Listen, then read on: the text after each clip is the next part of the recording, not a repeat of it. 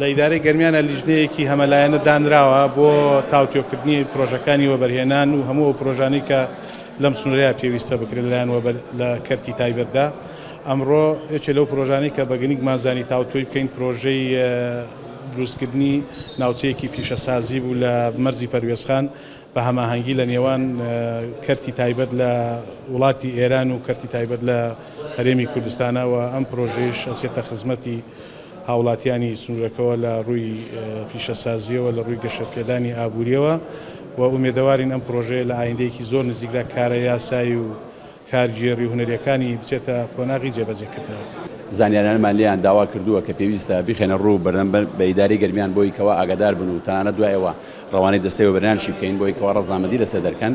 پێکهاتووە لە دوو خاڵی سەرەکی ئەو شەوەیە دروستکردنی هەموو ئەو خزمەتگوزەرانەیە کەوا لەناو ئەو پرۆژەیە کرێ لە ئەستۆی وەبەرهێنەرەکانە لەگەڵ حکومەتی ئێوەی ئێران و ئەویشی کەوا لای خۆمانەکرێ هەردووکیان بە هەماهەنگی